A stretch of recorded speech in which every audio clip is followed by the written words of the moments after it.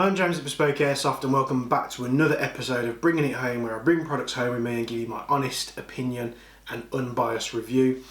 Today we're looking at something, it's another product, take it from what you think of it, but it's the AEG Electric G Limited F18 pistol. A bit of controversy behind this, we'll get to it in just a moment.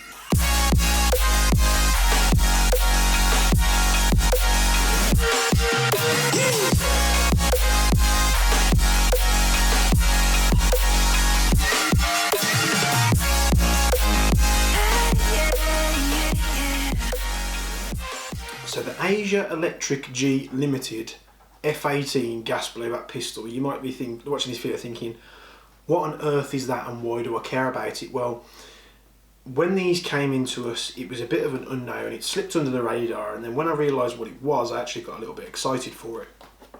So if you follow any of the real steel gun channels like I do, and I have mentioned this one before, Iraq veteran 8888, he shoots a lot of real steel stuff and he gives you like his opinion on it. It's great for a bit of knowledge on some real steel bits and pieces. Go have a look on YouTube.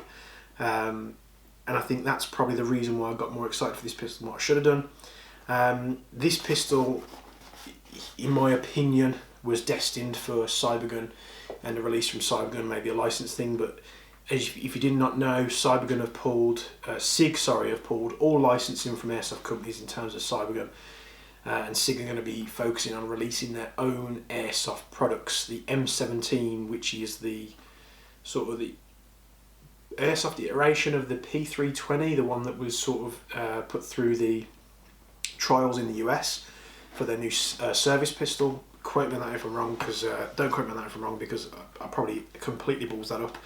But this more reminiscing, Better Call Saul. Better Call Saul. Yep. I can't say that. We can't call it a Sig, but it is a Sig. But we can't call it a Sig. It's not trademarked. We can say what it does look like, can't we? We can't. We can't. Best not mention that. Disclaimer. Okay, disclaimer for everything. Okay, no problem. Thank you. Disclaimer. Everything going forward is the opinion of myself and not the business. This is literally as I'm going to say it as I see it, but in all terms going forward, this is the AEG Electric G Limited F18 pistol. Anything other than that is just purely speculation alone. Now I've got that out of the way, we can show you what's in the box. So this is the AEG Electric G Limited F18 pistol. And this is a nice little compact pistol. Looking at it and giving it a quick glance, you probably wouldn't think too iota of what this thing is or what it may resemble. But for those that are, like you say, watch the real steel channels, like that one that I mentioned, that shoot real guns in the US and they review them in bits and pieces like that. This looks like a Sig P320 compact, and that's what it resembles.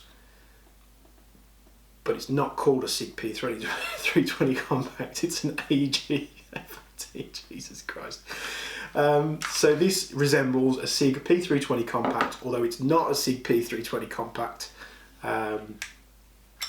which is the compact version of the P320 from Sig, or not Sig. That's the last time I'm going to say it, I promise. But it's a nice little compact pistol. You might see some similarities in this, looking sort of top down compared to the P226.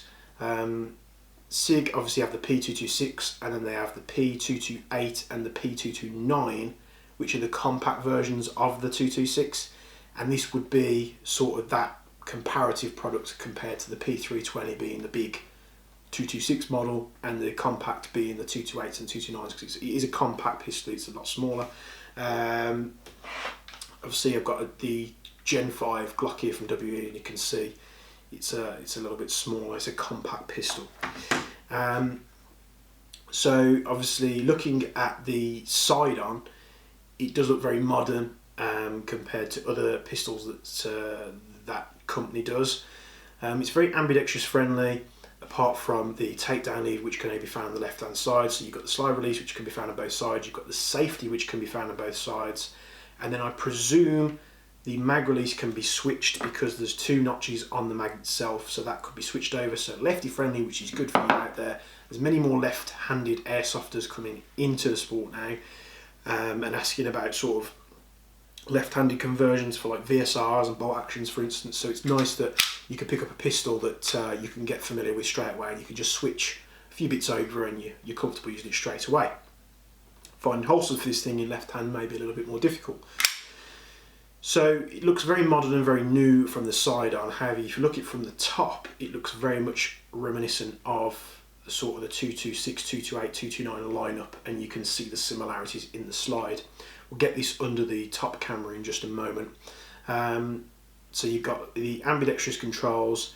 The trigger is a curved trigger, and it sits very sort of forward bound, and you'd think it'd have a nice long pull, well, not a nice long pull, and a horrendous long pull on it. But upon firing this on the first instance, I found that the trigger was right at the start of the trigger, and it doesn't go back as far as what you'd expect it to do.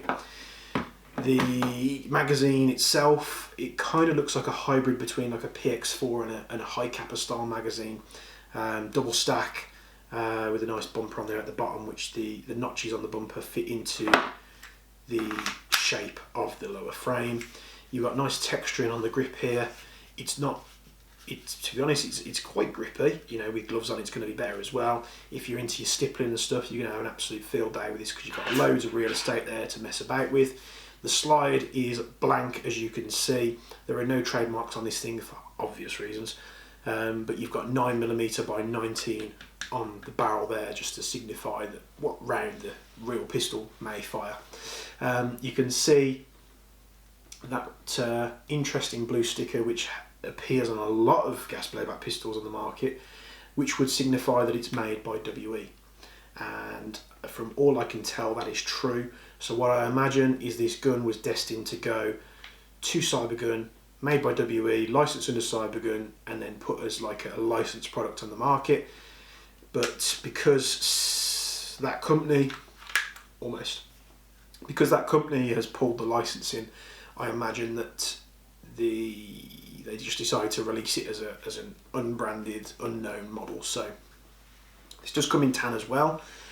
The ones that came in stock in tan, like, I don't know whether there's guys out there that watch our website, but they sold out completely straight away, to the point where I didn't even get my hands on one.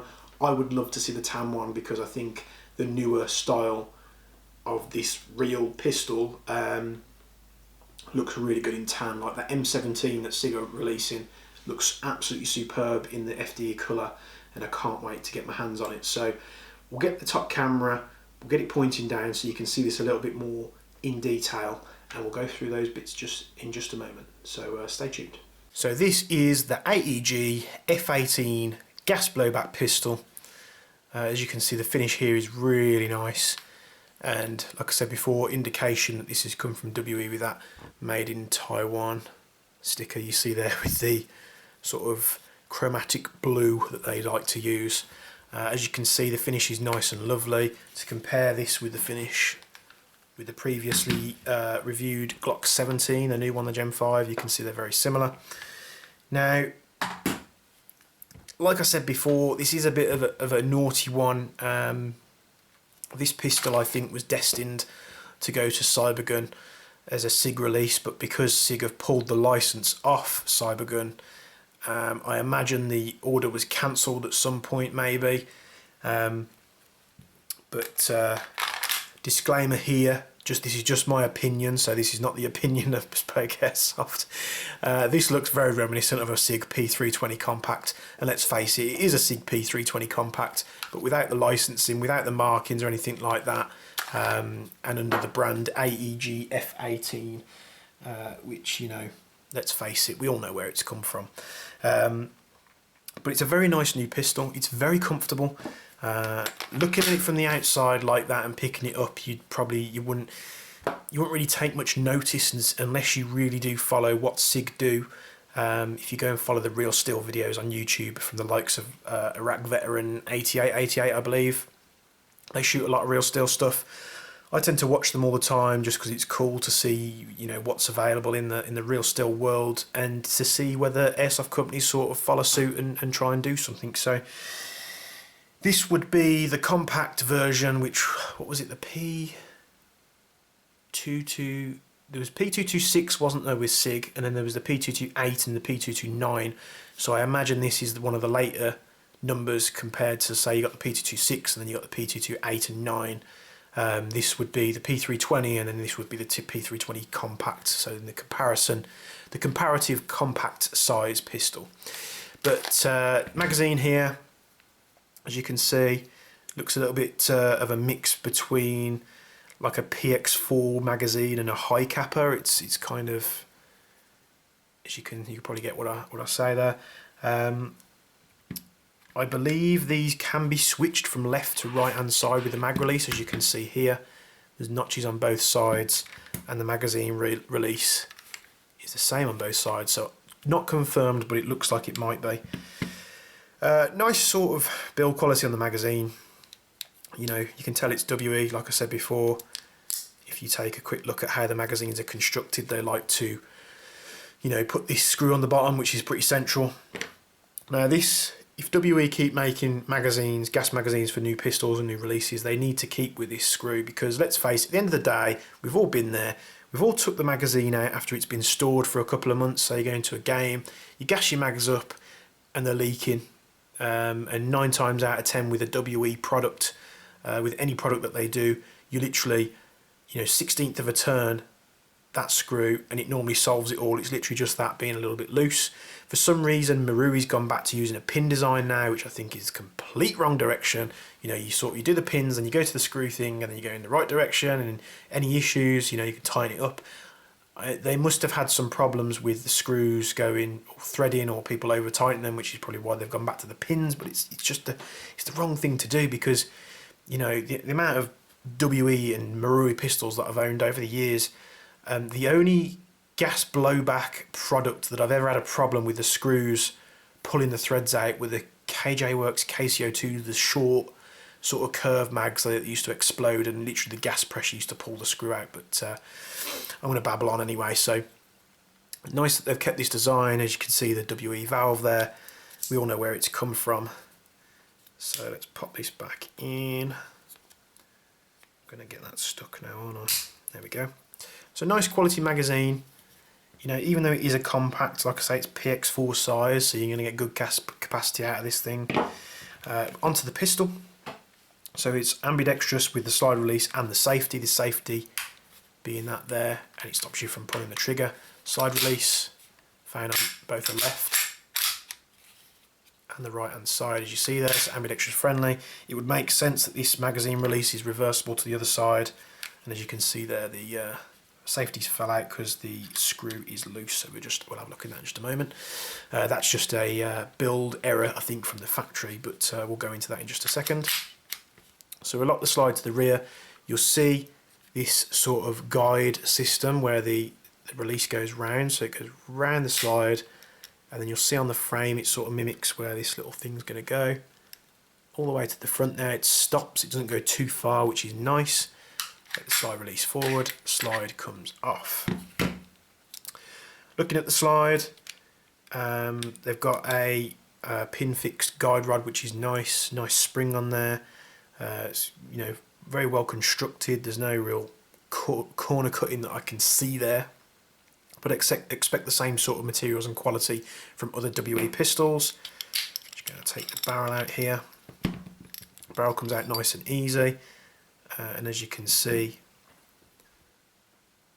this is probably going to take VSR bookings and barrels. I imagine it would make sense. The hop adjustment wheel is actually on the opposite side to where it normally would be. But as you can see, the slide function there on the barrel. In terms of the slide, you can see this is very heavily greased from the factory. It's probably recommended to pull this apart, get rid of that thick grease, and put some nice silicone oil in there. Like I said, usual WE sort of quality control you can see here. A little bit rough around the edges sometimes, like where you can see they've been in the moulds, but you know, the nozzle returns nice and smoothly, which is good. So we'll pop the barrel back in there. What is nice is that even though the adjustment wheel's on the opposite side, it's still nice and easy to get to. It's not sort of secluded or behind anything, which is great. Now looking at the frame, this is where we see some changes from the usual WE products, because as you can see, I hope this comes through on camera, this main housing section that you see here, this sort of greyish style metal, looks like it's stamped steel, and it's been done in presses. So where they have, what they'll do is they'll cut out a shape out of a steel plate, and then they'll put it in a press, and as the press comes down, it folds it round into the perfect shape. In terms of longevity, it's going to last longer because it's not pot metal, and it does feel like steel. I think it was magnetic when I tested it beforehand. And then the usual sort of quality metals, WE quality metals used for the hammer and other such things. As you can see, the safety there is just that screw there, and as you can see on the camera, it hasn't been screwed in all the way, which is why that popped out. Not a massive issue, easy to fix, but you know, it's got to be mentioned. They're not sort of looking out for these bits and pieces from the factory, or it's just someone that's assembling hundreds of these and they literally just missed it. So slide to put back on is very nice and easy. I really do like that slide release, it's very cool. No exposed hammer at the back here, it's all enclosed, very much like the Glocks and other pistols. The P226s, obviously they used to have a hammer system at the back there. And looking at this, it's a very sort of futuristic, modern looking pistol compared to a 226. And you probably can't see many similarities until you sort of look top down at the slide, and you can see that reminiscent P226, P228, 229 even sort of shape of the slide. So when you're looking at it from the top, you really can see the similarities, as well as the iron sights. They're very similar, but that's kind of where the similarities end, because the magazines are not the same, the frame's not the same. You've got a nice rail under there for your lasers or your torches or anything like that. And the one thing I didn't want to mention about this pistol, which I said before, is the fact that the trigger, the first time firing this trigger sits really far forward. It's a long trigger and it's curved. And you normally, when shooting like a WE style gas blowback pistol, you expect there to be some pre-tension there that you obviously pull up with the trigger. And seeing how this trigger was really far forward, I expected it to sort of come back much further until it released. And as you'll see here, it doesn't go back all the way, that's as far as it goes back. So the first time firing this, literally it fired when I thought I was going to be taking up much more of the trigger. So I put a gas mag in, put some rounds in, put the magazine into the pistol, wrapped the slide, and then literally went to take up the pre-travel on the trigger and fired it. And I was like, oh, that's a very short pre-travel. So the slide's nice and smooth. Like I said, it's probably going to be worthwhile pulling that grease out, and the safety just fell out again there. Pulling that grease out and sort of redoing it with some silicone oil. I'm going to quickly grab an Allen key and fix this safety lever, and then we'll go and shoot it through the chrono and do a quick accuracy test at 10 meters.